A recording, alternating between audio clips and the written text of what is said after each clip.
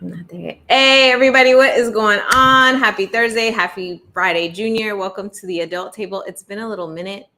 We've been on a bit of a hiatus, but we are happy and excited to be back. I just wanted to make sure to jump in and give you an episode, show some love, be like, thank you for subscribing. Thank you for being here. And of course, give you that good adult table conversation. We're having a super intimate adult table with two of my favorite adults. So I'm excited to get right into it. It's been a crazy week working on the Beverly Hills case, working on my other cases. A lot of people hit me up about the, what was it called? Street Legal did one of their episodes modeled very heavily after Shanquilla's case, which obviously, we had to send the agency that produced that a cease and desist letter for improper uses of her image and likeness. So that was this week. I'm getting a root canal. I'm in the process of getting a root canal. So very exciting stuff this week. I see we have some of our adults in the building, and we'll get right into it. Just bring everybody up because I know, like, with this pain in my tooth, I don't know how long I'm gonna be able to stay on. I'm hoping for a full hour. So let's get right into it. We have Dr. Mayer in the building. What's up, Dr. Mayer Omar? How are you doing, Madam Esquire? I feel so bad. What is going on? You just laid out like a list. You laid out a list of everything. My heart goes out. I'm used to coming. Now, let me just say, I'm happy to be here. We're happy to be back, right? Thank you to you, you know what I'm saying? Brother Andre, for bringing us back. We appreciate that. Absolutely. But, man, so much going on. We're talking about cease and desist letters. We're talking about root canals. We're talking about all type of stuff. What is they trying to take me out this week. On a Junior Friday. On the Junior Friday, they started. Friday Junior.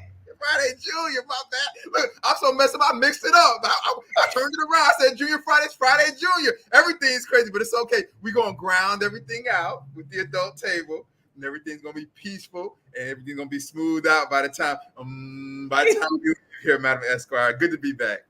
No, and that's why I appreciate you, and that's why I'm glad to be here at the adult table with y'all, because I need it this week. I need it. I'm leaning on the table this week. So I need y'all. And then I see that the CAU is flooding. So on that point, I'm going to bring in the man, the myth, the rapper, the dad, the scholar, the lawyer, Timothy Welbeck. Sue-Ann, it's always a pleasure. So sorry to hear about your tooth. I've had a root canal recently. It's terrible. So I feel it's whack. It is. What's going on in the AUC? The AUC is underwater. I just saw that about an hour ago. I saw the video at Clark with the dorm flooding and the student getting her foot stuck in the door. And then I saw other pictures of the West End. Cars are underwater.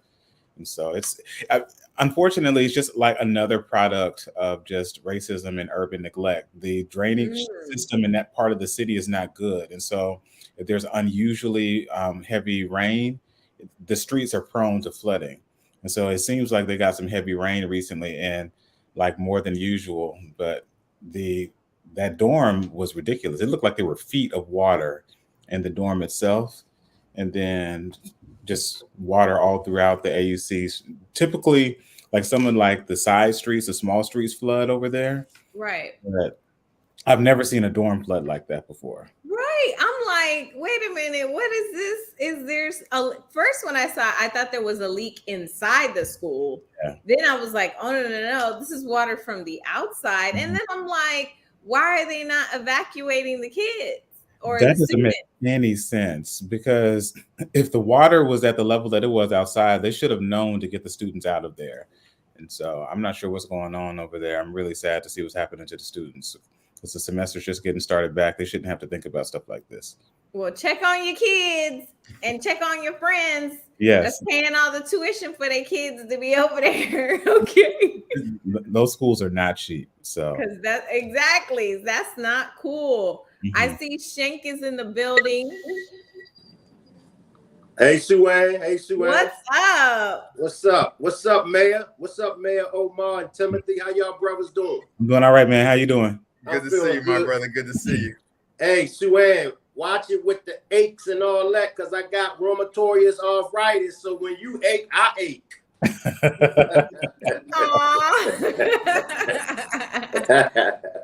Well, I appreciate you being in the building. It was a crazy, well, I guess it was week before last when that Street Legal episode dropped, which I'm sure you saw and heard about it. Yeah. And people were like hitting me up, like, what is this? I'm like, unauthorized. And literally getting calls from the family like, they need to take this down. This is so hurtful.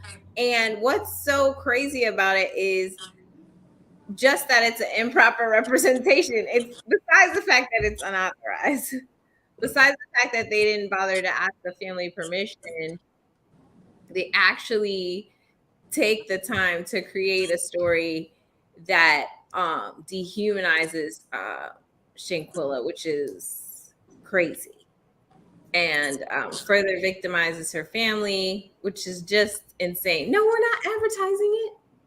We're not advertising it. We're not advertising it. We're not gonna advertise it. Right. We're not giving them any more. They know who they is, and they got their letter. Holla at me. Feel free to holler at me. I said what I said in the letter. And you know, by me been following the case and covering the case since the beginning of it.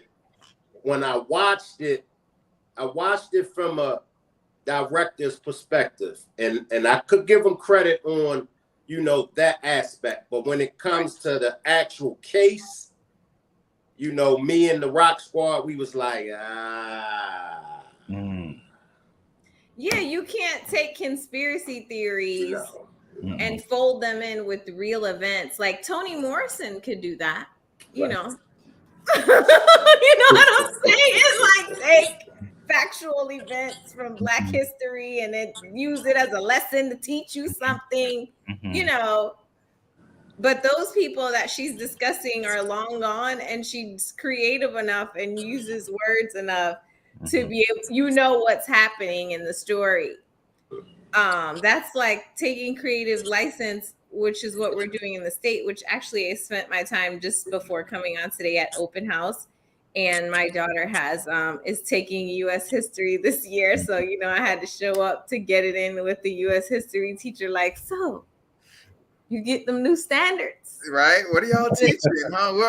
What books were you teaching? What were you teaching last year that you're not able to teach? You're gonna teach these kids slavery was beneficial. Was a choice? Was a job program? And he was like, it is on the curriculum. And he was like, I'm very passionate about learning and teaching. I want to keep my job. I will adhere to the standards. But the honors U.S. history class is very intelligent. And I'm gonna leave it at that. He's like, you know your kids. Yeah, there we go. Like, okay. Yeah. And that's all I need to know. I just need to make sure that there's going to be a rigorous discourse. Yes. Around it. Like, you're just not going to drop it and then be like, okay. Yeah, we're not doing that. Yeah. Or if you choose to just drop it, it's like, well, I have to say this like a disclaimer, and then we're going to move on to like the real stuff. Yeah. Or you just say, you know, you say, you guys, you know, we're covering this subject matter, and you all know, due to the new laws, what I'm able to say. But hey, there's a plethora of information out there. The internet does exist. You can take this subject matter, and once you all leave here, feel free to research deeper on your own. Gotta put that out there to them, and like just let them get to the library if you can. Yes. If you can. And what I would encourage educators to do as well is to look at primary sources, because one of the things that they're doing in Florida is banning books that have gotten attention, like the 1619 Project and things like that. But read Narrative in the Life of Frederick Douglass. Read the transcriptions of Sojourner Truth. and read or listen to the interview with Harriet Tubman in the National Archives. Listen to what these people actually said in their own words. And I think that can be a way to kind of circumvent that. Or if you want to look at the presidents, and you can look at what Thomas Jefferson said about slavery. Or you can look at the letters that George Washington's friends wrote to him and like, yo, like you treating them people pretty bad. Are you okay over there? Like look at those types of things. And so I would encourage creativity on the part of some of these teachers as well, to the extent that they want to teach the truth. Yep, I definitely think that it's going to take some creativity. And this week I was having like a weird day, and to soothe myself, I watched documentaries. Okay. Yes. Historical documentaries and NPR. This is, what calms me down. Aside from early 2000s R&B. And they were talking about Abraham Lincoln, how Abraham Lincoln first told Frederick Douglass, like, hey, we'll just repatriate all the Black people. Yeah, he really did say that. Said that to Frederick Douglass. I mean, we don't learn that. We don't. But he really did. And then he ended up on the penny and everything. And, he's the father of emancipation. But his first idea was, okay, look, we probably not going to be able to do this. So we'll give all the Black people Central America. What do you think about that? Obviously, Frederick Douglass was like, let's try a little harder. Let's dig a little deeper. You know what I mean? Yeah, eventually they were like, well, we could get some soldiers for the Civil War. So let's keep these newly freed people around because they can assist us. But man, I can't even, like, as many times as I've been to the White House for meetings and had some crazy meetings and some crazy discussions about things, I just wanted to put myself in Frederick Douglass' shoes. Like, you in the meeting, you like, okay, Mr. President, so we need to really work on some rights for newly freed Black people. They're being terrorized, by white Americans now that they're free. They're being lynched, etc.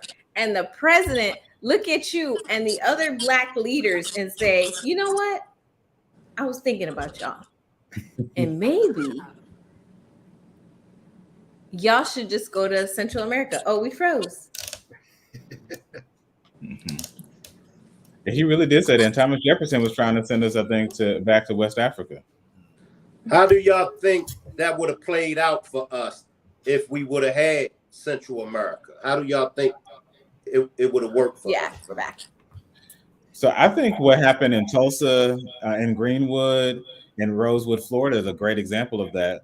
The newly freed enslaved people, or formerly enslaved people, post-Reconstruction built some of the most successful communities in the country. Yes, they did. White people got jealous and went and burned them down. And so I think that with the industriousness and the resolve of those people, I think they would have built up very strong and industrious nations. And I think the U.S. would have invaded them and said, wait, y'all doing too well. Is that something that should be on the table for us today as far as? I don't think it's cutting off for them. Yeah, I think that I just think that nowadays we've been here for centuries, you all. Like, you know what I mean? We're deeply entrenched. It's not easy to pick up a group of people. You're talking about a group of people and put them somewhere else, So I just think we're entrenched. I think back then, and what we also have to remember is back then, to put us in Central America, we can hear there was nobody else in Central America.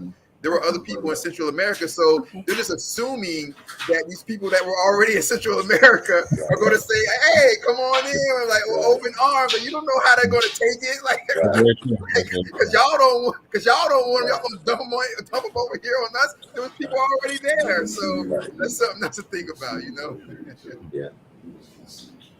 But Shank, to your point, though, I do think that we need to be thinking more about each other, like across various national borders, about each other across the diaspora. I mean, that's what like Marcus Garvey was trying to get us to think about, and just think about that we have a common point of origin, a common history, a common cultural connection, and it doesn't matter if we're in the U.S. or Latin America or wherever we may find ourselves. And so I do think we need to be thinking more with a mindset like that, finding ways to reconnect with the continent, because globally we're not a minority. No. And and even with our spending power in the U.S., we have the GDP of a small nation, Yeah. and so if we could think more collectively, we would be powerful. And the leaders who try to get us to think about that have been disrupted, assassinated, jailed, things like that.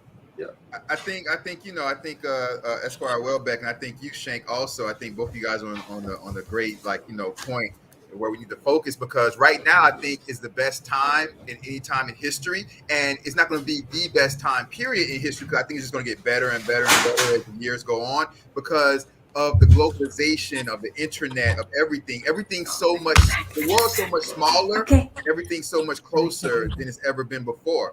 And so you can kind of see that, and you can see that even with the music, if you look with the music, Afro beats for the first time is starting to really outdo even rap music, almost coming really, really close. Because rap music is the most popular music in the world, worldwide.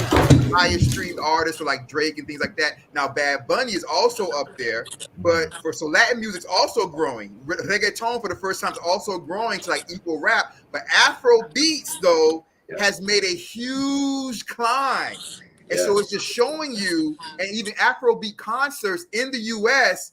are outselling, besides like the Drakes and like the huge artists. But Afrobeat artists are outselling the ticket wise American rap artists now in the US. So it just shows you just how small the world is, and globalization, the internet. So if we wanted to, is what you both were talking about, we wanted to kind of like reach out and branch out, and just branch out with like us the people, us melanated folk. Now is the perfect time, because things are closer, and we're able to reach each other, and we're closer than ever before. Yeah, absolutely. You back with us, you guys, but you look like you're having a great conversation. We are, Madam Esquire. How you doing, Madam Esquire? Everything all right? I think she said she can't hear us. But oh, really? I think that's what she said. But we can continue. We can continue. Yeah, and it's interesting that you brought up the Afro beat, because we all grew up on hip hop, and just how big hip hop was and really is today. But now we have Afro beats coming into the picture, and even the Latin music as well. So in another 10 years, where will we be? And do we keep riding the hip hop wave until it just run us until we can't go no more, and then we all looking around like, what's next? Or do we jump off the hip hop wave while we see it crashing and build? What do y'all think? Well, I'm gonna let Esquire Welbeck come in. I'm gonna let you come in right now, because you're the rapper, Esquire Welbeck. So you gonna know you're the rapper. You're gonna be so let the unintelligent one speak first, and I'm gonna let you. Well, first of all of y'all are intelligent, but what I but let me just say this. I think that one of the problems, I want to turn to Esquire Welbeck, but I think one of the problems is that I think what's happened is that the reason why you have reggaeton, which reggaeton, don't get it twisted though, reggaeton is a Hispanic version of rap music and reggae combined. So it still stems from our music. Reggaeton does. It's like not getting twisted. But I think what's happened though is that for a lot of people, what rap has gotten to is that in a large way it's become one dimensional for what's being talked about. Now, it's not one dimensional, because you do have like the J. Cole's, you do have like the Kendrick Lamar's and things like that, who are big artists. But when you turn it on to the radio, you don't hear J. Cole. No. When you turn on the radio, you don't hear Kendrick Lamar. No. And when you go to the clubs, they don't play J. Cole in the clubs. They don't play Kendrick Lamar in the clubs. But they play that one song. Yeah, one song. What's the song, Timothy? I love that. Yeah, exactly. So you don't hear them in the club. So for people who are not deep into hip hop, the casual listener, they're like, oh, hip hop is just giving us one thing.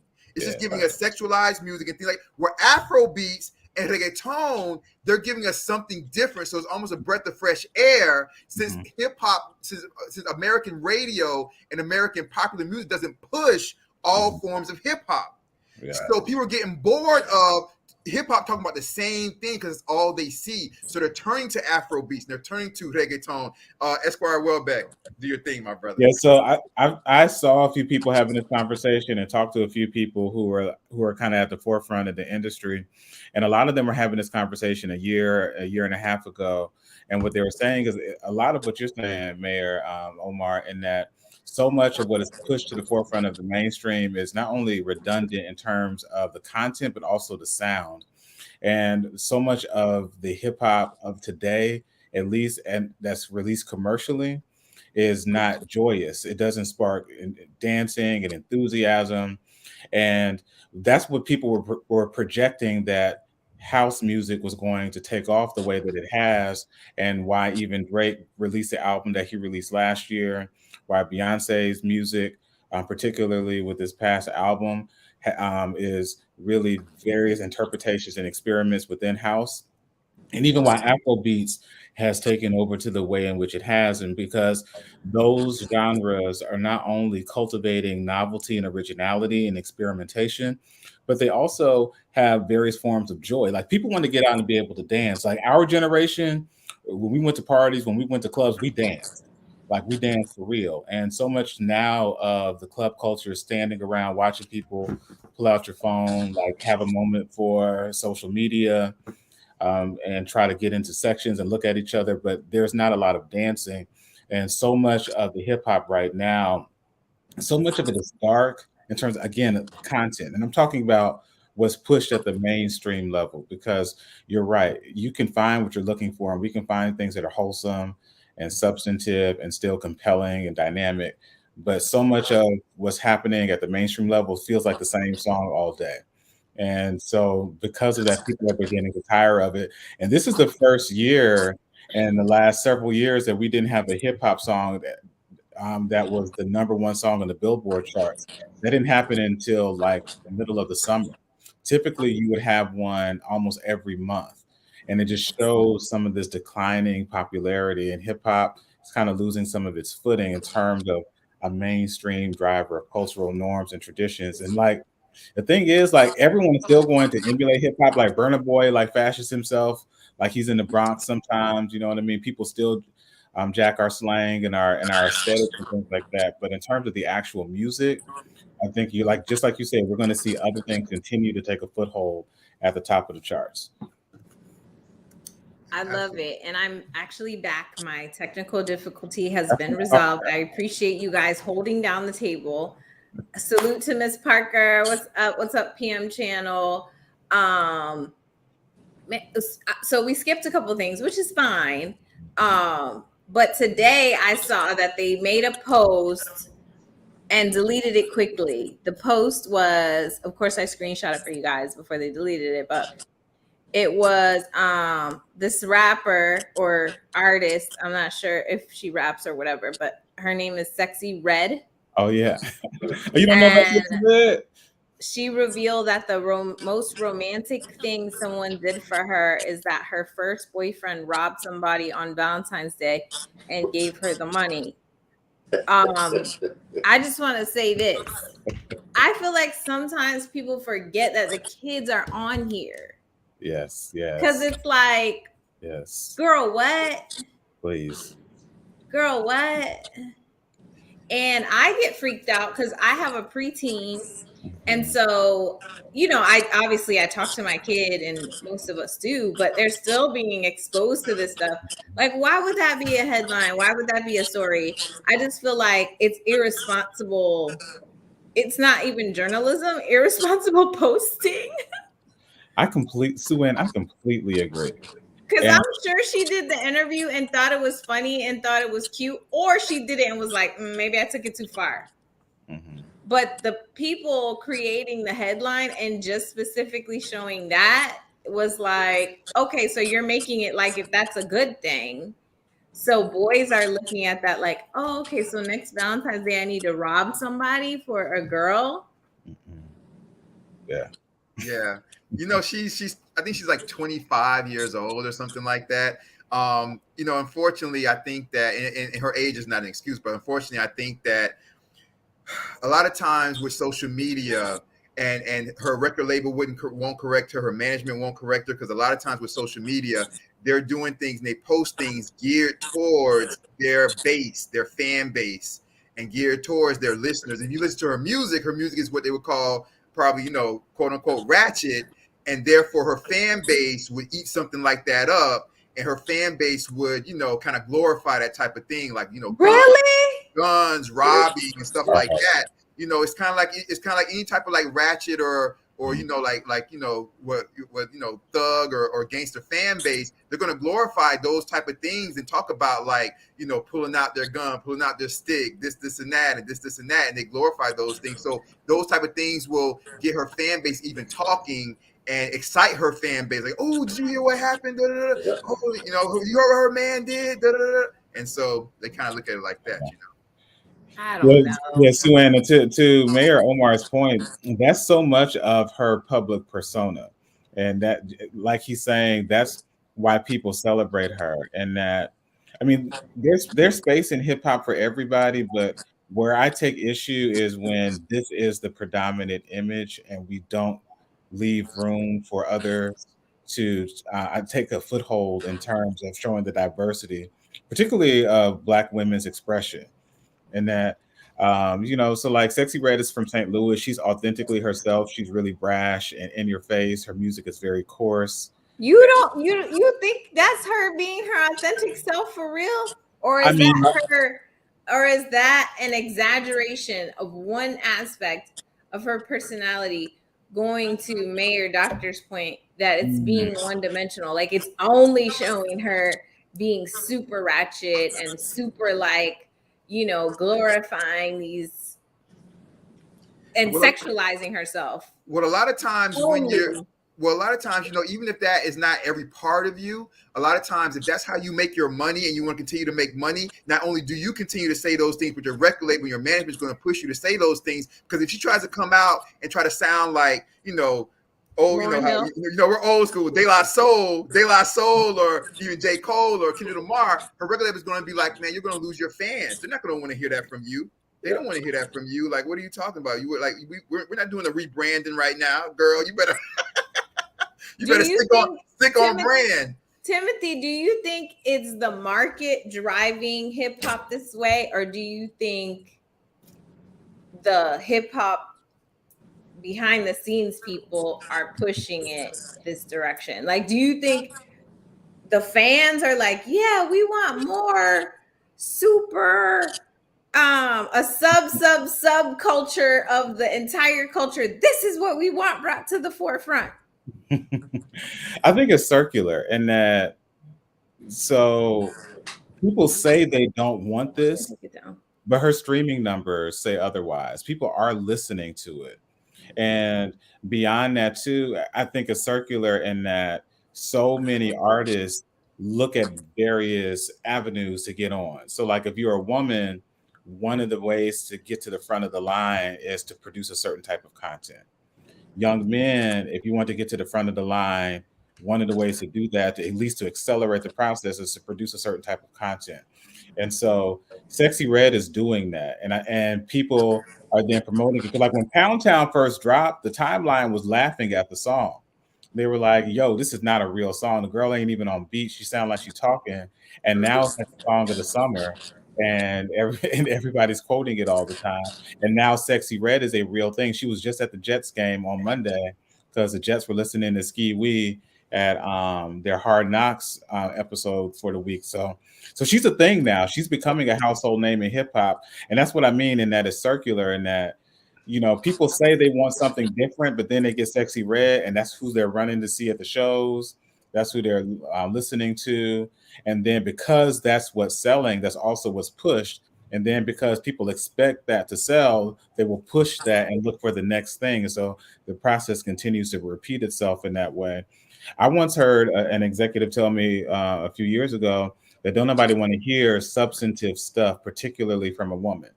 And now they were like, this is what's selling. That's what we're looking for. If you believe otherwise, show me the numbers and we'll push it. But until you can show me the numbers, we're going to push what's working, because we're a for-profit business. Right. And so Yeah, Shell asked a good question. She said, same with Krishan Rock and Blueface. Why do people love it so much? I went to Charlotte the other day, and I'm not going to name any names of who dragged me to go to a nightclub saying that I needed to touch the streets of Charlotte. okay. So I did go to a You touched the street of Charlotte? And obviously we had security, but there was a performer there, and it was apparently someone from Bad Girls South or something. Like, I guess it's a reality show where they fight, where it's like girls, baddies of the West or the South, whatever. And then, of course, so, you know, I'm trying to research in the club because I'm trying to figure out like what, you know, what's going on. And I was like, oh, okay. And they're like, yeah, she was on the show, the same show as Krishan, because I had no idea where Krishan came from or why we cared. I had no idea. I was like, okay, this is okay, maybe because she dated this rapper. And then it was like, oh, because she was on the show fighting other girls. So why would we expect anything different in how she behaves, how she went through her pregnancy, how everything that was going on, if her brand and how she became popular was the antics that she still does. But anyway, the rapper woman, I don't remember her name, sorry, but was it Suki? No, it wasn't. It was dang, something like the glamorous one. It's the same name as the girl from the group that Lil Wayne's daughter used to be in. Stunner Girl. It was Stunner Girl. Oh, what's that name again? It That's was what we Stunner Girl. sound right now. And you know, she did her song, and I mean, she did have a bar in there. Okay. And everybody's making fun of me because I was like, oh, that was good. She said, you know, she has her foot on the hose necks until they tap out. And I was like, oh, okay.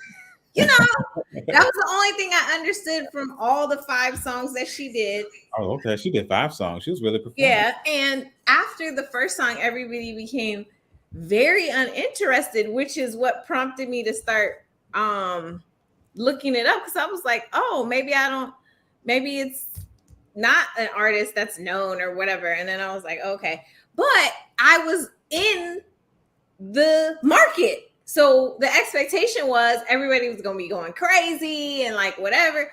But I promise you, after about 2 minutes, everybody was like talking amongst themselves, going to the bar, doing whatever. Like, it was like, okay, we're done. There was nothing sustaining the interest. It was like, oh, okay, it's just more of that. And kind of people just moving around. So that's why I asked the question, like, who's driving it? You know, like, is it the industry saying this is what you like? Or are people asking and like writing in and saying, oh, and Timothy's question was that it's cyclical. They're just like, okay, if somebody goes viral, then whatever they're doing must be cool. So because apparently all the girls on the show like come out with songs and stuff. Speaking of random people that come out with songs, now you know I love Tiffany Haddish. Y'all get mad at me or whatever. I don't care. She's Sagittarius. She's cool. She, you know, got it out the mud with comedy. And when she got it out the mud and was getting her big jobs and started doing stuff, she went back and started putting other people on. And so that's why I respect her, because she produced comedy specials to put other artists, comedians on. So I respect Tiffany Haddish a lot. I don't agree with every single thing she does. Like dating Lonnie, never would have dated Lonnie. Yes, common. Just no for me. It's a no for me. But she came out with a song. Have you guys heard the song? I have not heard the song yet. Okay, I don't know how much of the song we can play. Obviously, it's fair use, but she came out with a whole song and a whole video for the song. I feel like we should run the streams up, but it is, to me, slightly random that she would come out with a song. I think it's like stay in the club till it closes or something like that. And Little John is in it. Oh, it sounds like a Boombox episode. So I thought it was kind of parody of the whole Sexy Red Sukihana type of like genre, like the vibe, like you know, I'm just gonna put out what I want. Oh, you can even see I did like the post. They're gonna get well, at your leisure, please. Okay. Tiffany Haddish, Fabrizio, Little John, and you know, we go party till the club close. Stunning on them bro codes. You know what it sounds like? We go party till the club close. We go party till the club It sounds like close. a retro song. Like if she's trying to bring back an old song or something. Is she serious? Is it a serious song, Madam Esquire, or is it a parody? I think she's for real. And then everybody was kind of jumping on her because she was chasing down Shakira. But I'm like, she doing music. Maybe she's trying to get a feature. Because she was like chasing down Shakira at the VMAs last night, like trying to talk to her. And I'm like, maybe she's trying to get a feature. Like, so she's like, whatever I have to do. But yeah, you know. So there's a couple of things, and I'm glad you brought this up, Madam Esquire. There's a couple of things from what we've been talking about with the rap and everything like that. So I think the first thing is that, well, even before we get to that, you know, there's a whole lane. If Tiffany Haddish wants to do like the parody thing, we've never really had like the black version of Weird Al Yankovic. So there's like a whole lane open for that. And you could be known, if you're a comedian, you could be known as like the black version of the Weird Al Yankovic. So if Tiffany Haddish sees this, you can do that, and there's a whole lane and probably a lot of money open right there for that. That's just a little thing out for her. But but what I think what's happened with, you know, with the concert you went to, Madam Esquire, and things like that is that fortunately, so there's a fortunately and an unfortunately, right? So fortunately, it's easy to get your music out these days. Anybody can record. You can record in your home. All you need is a mic, you know, Pro Tools, a computer, and you can record. You can upload it to Spotify and like, you know, the outlets and things like that. So anybody can record. That's a good thing. You don't have the overseers. You don't have the gatekeepers. The bad thing is that anybody can record. You don't have the overseers. You don't have the gatekeepers. So now we get everybody out there. Everybody, I don't know, because back in the days, I can tell you, and we talked about it a little bit, like a lot of our thespian actors and actresses, sports people, you would see them go through all three things. They would act, they would come out with an album because they already had like a fan base. And, you know, sometimes it didn't make sense, like when Steven Seagal did the dancehall song. Eddie Murphy. Yeah. Eddie Murphy. David Hasselhoff was like huge artist in Germany. You know, so sometimes it works. Like examples of people who are true triple and quadruple threats. Jamie Foxx. Yeah. He's a comedian, he plays instruments, he's a singer, he's an actor, you know, he does all that stuff. So I don't know. My thing when I heard it, I was like, is Tiffany for real? Because if she's for real, I want to support. And Shell said in the comments that she's trying to recover. See that. Which is interesting, because I need to go deeper into the research. Like, obviously I know what happened with the case and all that stuff.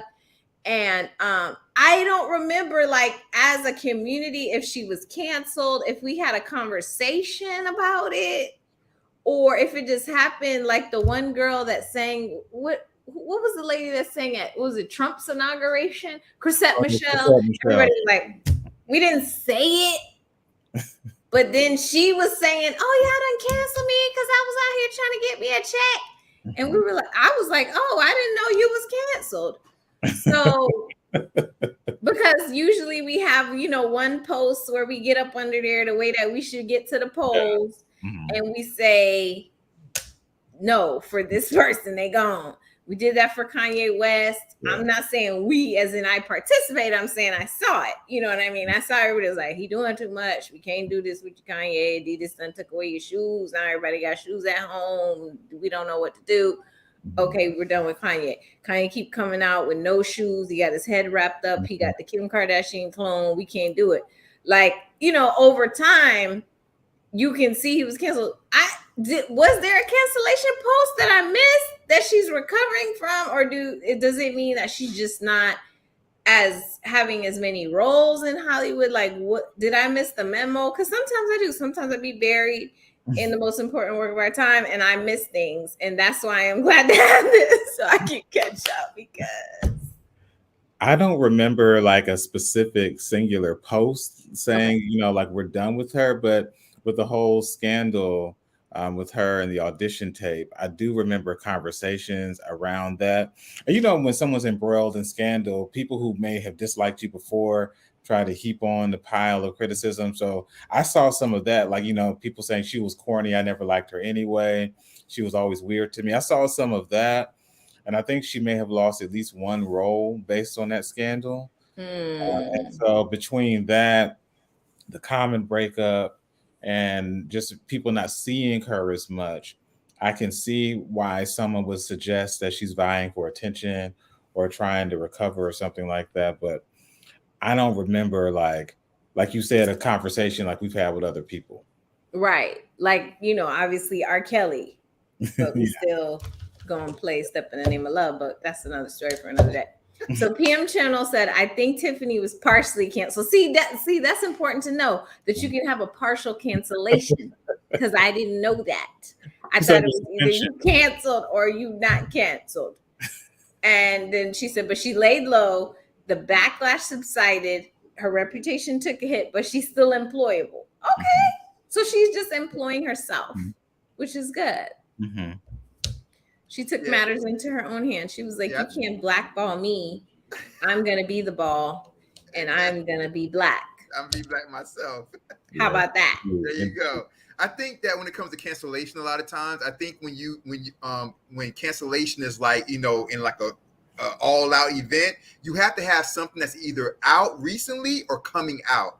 But if you don't really have anything that's kind of out recently, like just came out or that's coming out, then you can kind of like just go into like a hidden mode, and then people just kind of forget about you. You know what I mean? But like, let's say like when that happened, if she had like a movie that was going to hit like that next week or something like that, then it's more because you stay more into like the news and stuff like that. Your name stays out there. When it came to like Kanye West, whenever it'd be a cancellation for him, it was because he just said something in the interview that was crazy, or just did. So you have to at least like just have some stuff going on, or you have like a project coming up and things like that people can actually attack at that particular time. Okay. So if you don't, you can kind of just like ease into the back. I mean, and Kiki is on tour performing music, her new music, but she's always done music. Mm-hmm.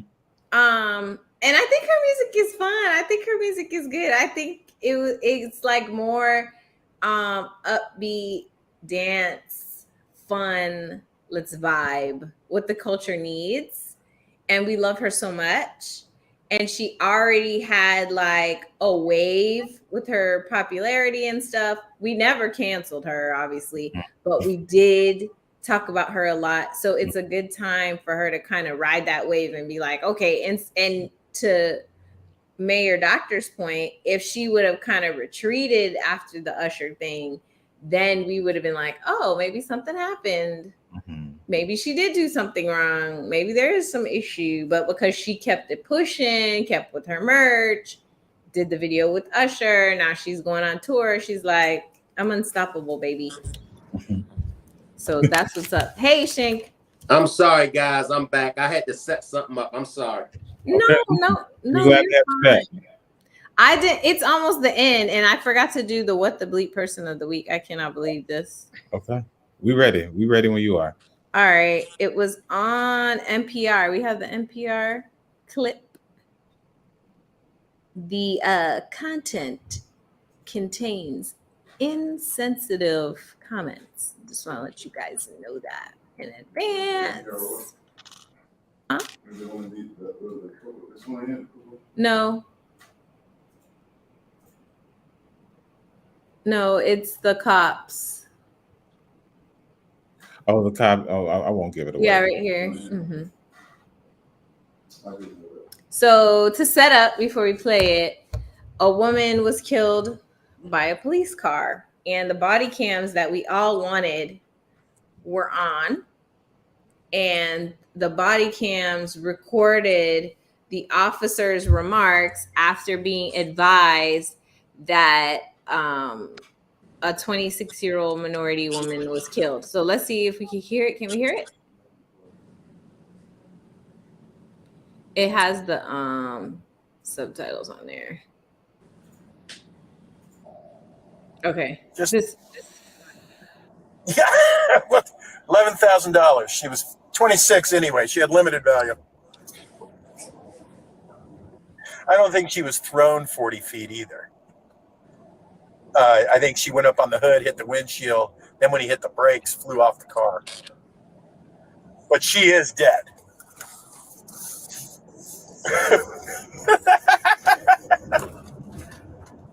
Yeah, just write a check. Just yeah, $11,000. She was 26 anyway. She had limited value. I don't think she was thrown. Okay, so post that to say, or discuss that to say first. My comments are, the officer who killed the woman was actually going 75 and 25. And I obviously, I sue police for a living, so I have my reservations about it. But I feel like a lot of times people are like, oh, it's one bad apple, Suan, and it's not all of them and all that stuff, which is true. Okay. But there is a culture in modern day policing where the citizens are not respected, particularly minority citizens, because of the fact that the foundation of modern day policing is in slave catching. So how they're trained to maintain control over someone as opposed to assist in certain things. Hey, Rock Squad, what's up? Thank you for being in the building. It all feeds into the culture and what's rewarded. And this officer was actually promoted several times, and he has a very high rank, the one that's talking. Now, the side of this type of thing that I see a lot is I have police brutality cases, and you see the officers going like this to each other in the other person's perspective's video. And that's either to signal like my camera's on, my mic is on, so they know not to say certain things, allegedly, or they turn the mic off. For our particular county, the mics actually don't have audio for the first 30 seconds. So a lot of times, a lot of conversation happens in that first 30 seconds because they have to turn it on when they effectuate a stop or when they're interacting with other officers. So there's a lot of culture now that has come out with knowing that the body cams are on, unfortunately. But in this particular case, you get the raw thoughts, emotions of a police officer, how they actually feel about citizens and people that they're policing. They're talking about, just write a check. She's worth $11,000. She had limited value anyway. I think he's been suspended. Yes. Yeah. At bare minimum. Mm-hmm. But the issue for me is that, to me, doesn't actually address the fact that this is a high-ranking police officer saying that. So he's trained people. Obviously, it's rewarded in that police culture to think of people that way, or else he wouldn't be a high-ranking officer. And I just don't imagine or anticipate that this would be the first time he spoke like that on his camera. I just think it's the first time that it's being brought to public attention in this way. But he's so casual, he's so confident in the way that he's talking that I can't imagine that it would be the first time. But that's just my thoughts on it. Again, shout out to the Rock Squad, shout out to Ms. Parker in the building, and everybody that pulled up. Appreciate you guys. What do you think about it, Timothy? You're a civil rights attorney too. Yeah, Suan, I completely agree with you. It's egregious, and it's just outrageous to think that they think that. We know they think that, but to hear him actually say it, and to affirm what so many of us anecdotally have felt and what the data has shown. To see it like that is so disheartening. And beyond that, you mentioned how the retort is always it's just a few bad apples. You're right. People do say that, but they never finish the phrase. The phrase is a few bad apples spoils the whole bunch. And people won't let us remove these bad apples, and it feeds into this broader culture, exactly what you're talking about, that allows for policing to engage in the worst forms of human behavior and to abuse their authority. And Black and brown people bear the brunt of that. And as you said too, policing in this country the first organized policing in this country comes from slave patrols. And that mentality, the racial dynamics, the power interplay has never gone away. And so much of that now is about that. And so much of, and you know this, so like I'm not going to talk too long about it, but that's why so many police interactions with Black people are about policing minor infractions and the movement of Black people. And it's about keeping you in line, keeping you in check, restoring order, and the perception of societal balance and things like that. And so this right here, I mean, he said the quiet part out loud, and it's Right. it's just so hard to hear and listen to that, even though we've seen officers act with that type of mentality. But like to hear him say that, and like you said, he's trained other officers. He's been probably around hundreds, if not thousands, of interactions. And the worst case scenario, more than likely, is that he'll get fired and then be able to go somewhere else, or if he's high ranking enough, be able to collect a pension and just sit on his behind for the rest of his life. But we don't have real accountability for policing in this country. There's a litany of different reasons why. We could probably devote a whole episode to it. But on its face, it's shameful, it's outrageous, and we should want more as a society from our police too. If we're going to have police in our country, we should demand more from them. And the people who say back to blue and all this other foolishness, like if that's how you feel, you should want more from the people who say protect and serve than what you just heard in that video. Right. I agree. Hey, Tony. Hey, Marty. Shank, what do you think? Talk to the Rock Squad. Let's get into it. I mean, we see as a people how police officers treat Black and brown people all the time. And you're like, hey, this officer is being racist. And people are like, no, well, if you would comply, and no, he's just doing his job and all this stuff. But then you hear this, where they're basically devaluing someone because they're a minority and they're laughing about them being killed. Like, what reflection or what thoughts do you think about they have when they hear about what happened to Breonna Taylor? Like, do they even care? I don't think so. And my take on the cops is just what the brother Timothy said. And you said it stemmed from slavery. Mm-hmm. And we quick to say a few bad apples spoil it for the rest, but then we stop. And I caught that too. I caught that. And I never caught it until you just said it. Those few bad apples spoil a majority of them. Mm-hmm. And we try to dress it up, and we've been trying to dress it up for so long, you know, just to get along. But I mean, it is what it is. We know that, you know, that police system is based on racist towards the minorities. Now, when you ask that question about the cop that's made that comment, was that his first time? Probably not. Mm-hmm. Probably not. They should look into all his arrests. They should.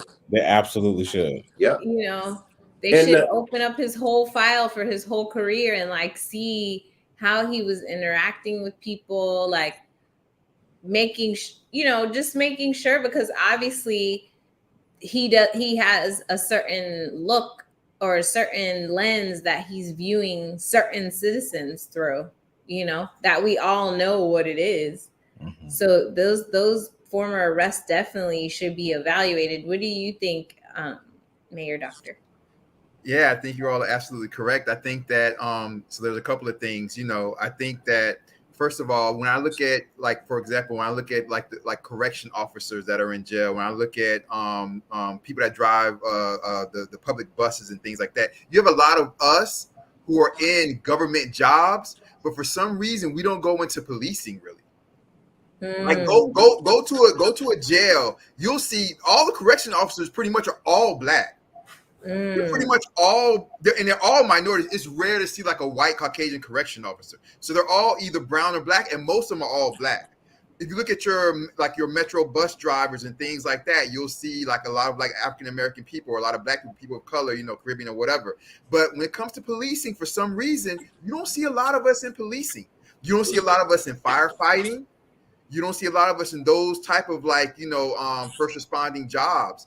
So for some reason, we just don't do that. I think one thing is, if we have more people of color who were police officers, more black people who were police officers, who came from the communities that they police, that would do a little bit to change that. I think also, I think we should maybe aim to require more from our police officers, more psychological tests, more things like that, more about how they feel. But how can you test out somebody for racism? Like, racism, hey, you like racism. black people or no?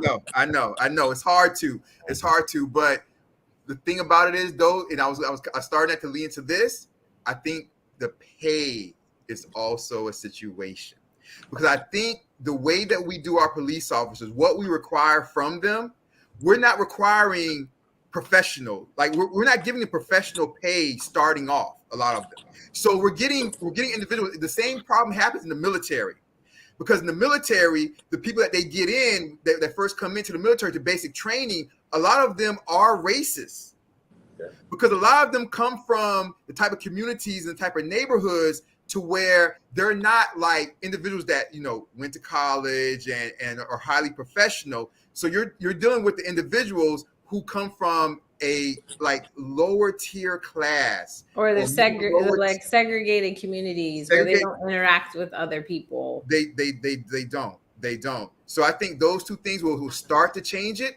But at the end of the day, you all, unless police officers are like RoboCop, they're humans, and we have to find a better way of testing them and trying to find out who they are, because they're humans, and every human has emotions.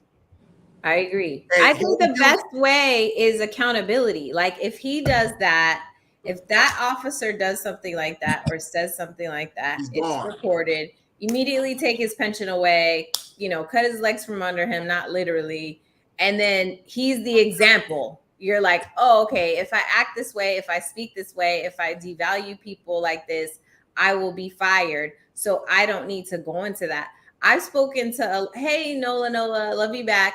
I've spoken to minority police officers that say they almost get pushed into that culture, or if they stand up, they get kicked out of that culture, because if you're there, it's like, oh, so you're not going to hit this person while they're in handcuffs? Then next time you're out on a call and you're in danger, we're not going to come back up for you. We're not going to provide backup. You're going to be on your own. They're going to send them to the worst, most dangerous part of town, area, alone, all that stuff, if they're not willing to adopt this same kind of mentality, this same culture. So even when you have people from that community say, you know what, I'll be a cop, because I never met a police officer that I liked or that understood my community or tried to work with us, so I will become a police officer. When they get there, the cultures are so oppressive that they try to take them over and be like, you need to be like this, you need to be like that, or else you're going to have no protection out here. And everything you do is going to be highly scrutinized. You're basically going to be in a hostile work environment. And I've seen it time and time again. So people who try to stand up, we had a case during the George Floyd protest in Broward, where a Black female police officer had to like tell a white male officer to chill because he was going to hit a protester. And it just happened that it was captured on camera because a journalist was there, but these were the same journalists that the officers were trying to get rid of. So it's just one of those things where it's like, there has to be a reimagining, a reassessing of policing in order to, they need to wander in the desert for 40 days and 40 nights. They do. Well, They need like a clean slate. Like all the bad ones got to go. I don't know how you get Yeah. all these bad apples out. They got to go. Yeah. The way that they're trained got to go. All Yeah. the manuals got to be burned. That need to be banned. All that stuff. Like reimagine it as something completely different. You know, obviously there was the whole defund the police thing, which I never disagreed with, in the sense that I do understand that we need policing, but I don't think we need it in the way that we have it right now, especially in Black and brown communities that are over policed, racially profiled. It's just not good police work being done. Like the 1,098 people that were arrested in Beverly Hills, and there were only 2 convictions, and the people who were doing those arrests were being awarded for what they did. It's like, you got 2 convictions. That means you didn't do a good job. That means you weren't finding people that were committing crimes. So it's like, there has to be a way that the people who are behaving in a racist, inappropriate, egregious manner are actually accountable for that, and they are expelled. And then the people that are doing the right thing are the people who are being promoted. And I don't know where that police agency at. If you find it, let me know, because I want to talk about them. I want to feature them. Okay. I know Miami just had their first Black, Miami-Dade just had their first Black police chief appointed. I don't know how that's going to go. We're going to see. We're going to see. Well, I think it's 2 things, Madam Esquire, and Shank, I'm going to let you come in, Shank. I think it's 2 things, Madam Esquire. I think, first of all, what you're talking about is like the cameras, right? So the body cameras, we didn't have those always. And the reason why we're seeing what we're seeing now is because of body cameras. So these things, first of all, happen in like step by step. So what's the next step, right? Because before somebody thought about body cameras, then these police officers would be making these, or were making these comments, or you would see the type of arrest that we saw, or the type of police killings that we see, and we would have just never known about them like that. So body cameras was a big changer, a big game changer. So what's the next step in that? There's another step. And so what we continue to do, the first thing is we continue to do step by step by step. So what's the next step in progression of this, right? That's the first thing. The second thing is the unions. And see, Republicans and conservatives are very, very slick. Because what they do is, for things like the teachers and stuff like that, Republicans, conservatives, Ronald Reagan, they were union busters. They've always been against unions, teacher unions, things like that. But when it comes to the police union may be the strongest union in the United States. A police officer can kill somebody, and they go on leave. They go home. They're suspended with pay. That's from the union. So the same way that Ronald Reagan and the conservatives and Republicans have been about union busting is the same way we need to bust the union of the police department in the same format, because that's how you change that, Madam Esquire. Those questions you were asking. Oh, why don't they, as soon as something happens, we send them home, get rid of all the bad ones? Because the union protects them. And that's the difference. Yeah, I hate to drop down, but I got a live set up for 10 o'clock. I promise. No, you're fine. Down, but no, you're good. I definitely, now I know how to stream it. That's what Andre was walking me through it. So 2 weeks from now, or is it going to be next week, Sue-Ann? 2 weeks. 2 weeks. I'll see everybody in 2 weeks. I enjoyed everybody. Peace. Salute the Rock Squad. Bye, Miss Parker. Yeah, bye, thanks for coming through. Yeah, we're almost close to my time to wrap up, because I have to reignite my whole treatment for my tooth. Yeah, you gotta make sure you're right. I appreciate you guys hanging in. I don't want to end, on a bad note. So we should talk about Coco. Let's talk about and how she's the first teenager since Serena to win a U.S. Open. Don't play with us. Don't play with us. Don't play with us. And more importantly than her age and that she's carrying on that legacy for African-American women, it's how she had to advocate for herself with these people. And then she won. It was one of those things like, I done told you, don't play with me. Okay. Yes. I think that's an important idea, and I know that, you know, the media is not pushing that. Obviously, they're pushing what they're pushing. But she had to go to the judges and be like, y'all, she's not ready when I'm serving. You know, that's not how the game is supposed to be played. You're calling points against me. It should be against her. And the commentators were with her. The crowd was with her. Everybody was like, you right, girl. Because, you know, a 19-year-old girl who is playing at the height of her game or in the height of the world in tennis, also at the same time, because, you know, they like to give us those extra jobs as Black women, has to advocate for herself during her own match against the person who's calling the match while playing some of the best tennis of her life, and then wins the US Open. I mean, she did that.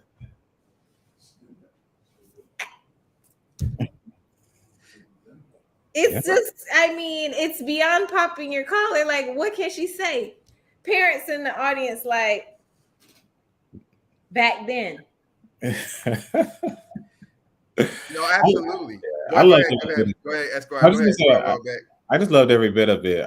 Like you said, Sue, when from the fact that when she was 8, she went to the U.S. Open and watched Serena play and was cheering her on from the stands. And Serena and Venus were her inspiration to play. And she's even, if you watch her, she even plays like a combination of both of them too. And so to have pulls from their games and to, like you said, to have this level of excellence, but then have to advocate for herself and still have a model to model decorum, because some of the women that she defeated went into the locker room or were slamming rackets and things like that. And had she or Serena or Venus or Sloane Stephens done something like that, we would have never heard the end of it. But she had to have grace and poise and dignity and still be excellent. And just like Black women always do, she came out on top because, you know, like that's what it is. And it was a beautiful thing to see. She's got a bright future. I'm looking forward to watching her win more Grand Slam titles. And I loved every bit of it. I'm so glad that her parents got to see it and be there with her too. Hey, BJ. It does take that mental toughness just to be at the intersection of race and sexuality and gender, race and gender, excuse me. And so we're dealing with drama and microaggressions all day, every day. So I saw a shirt the other day saying Black women are superheroes, which is true. But I don't want us to have to be superheroes, but we are. Like, literally, Coco is like demonstrating that fact, you know, that we have to be super excellent and be able to do everything and be able to balance everything and be able to, you know, deal with systemic oppression in tennis.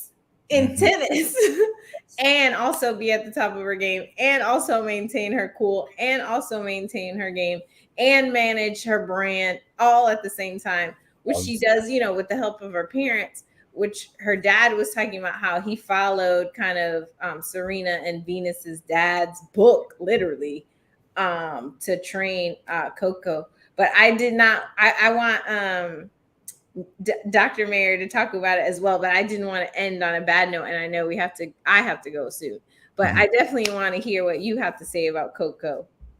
No, just, I mean, what you all said was perfect. I just think that it just shows and kind of, you know, just kind of getting to what we were talking about earlier with, you know, racism and slavery and things like that. The way, like us as a black people, it just shows that no matter what, let us get in the door. And if we get in the door, we're going to excel to the highest levels. We're going to be the best. That's it. No matter what it is, give me the category. Let us get in the door. And once we're in the door, it's a done deal. Right. That's it. That's it, Madam Esquire. That's it, Esquire Welbeck. That's what I get out of that. And just really briefly, the last thing I'll say about this is that's why Black people excel in sports. People think it's because we have some type of natural athletic ability, and it's no. In sports, excellence of opportunity is where excellence of performance most often meet. The playing field is more even for us in sports than it is in any other platform. If I run faster than you, I run faster than you. If I jump higher than you, I jump higher than you. So Black people excel in every arena, but there are more impediments and more obstacles in other places. But in sports, if I outperform you, I outperform you, and there is an objective measure to demonstrate that, and then there's a monetary benefit to reward the person who's most objectively best at the particular sport. And so you give, just like Mayor Omar was saying, you give us the opportunity and we're going to show up and we're going to do well. And sports is a great mirror for that. I mean, and if you're going to be a mayor, you're going to have a PhD. You know what I mean? Like if you're going to be an attorney, you're going to go ahead and be a hip hop artist and the director of the Center for Anti-Racism. It's just the 9-ether DNA is there. It's Well, just, it is what it is. If you're going to be Madam Esquire Robinson, you're just going to be everything to us. Right. Show host, entrepreneur, stage mom. Everything. And a mother, as Ben would say. And she's a mother. But no, she's the best. But definitely, even Your mom, though. Even when we left slavery, you guys, think about all the inventors that came after we were free. Mm-hmm. You give us the think about all the black inventors and all the stuff we've invented. A lot of stuff people don't even realize we've invented it. Mm-hmm. You give us the opportunity, and that's it. It's a done deal. It's over. It's over. We got this. Well, listen, guys, I have to go only because my situation right now is my Get better, Sue-Ann. But I am so honored and happy to have been with you all. I'm thankful for all the Rock Squad that pulled up. Miss Parker, BJ, who I haven't seen in a long time. Thanks for stopping by. And thank you so much to Timothy and Mayor Omar Nickerson. The city just thank you for letting us borrow your mayor. And Timothy, you know who to thank. Thank all three of them and your beautiful wife for letting you stop in with us for this night. And I hope to see you guys soon. See you in 2 weeks. I will see you guys in 2 weeks. 2 weeks. Madam Esquire, we love you. Shout out to Brother Andre. We out. Love y'all. Let's go short.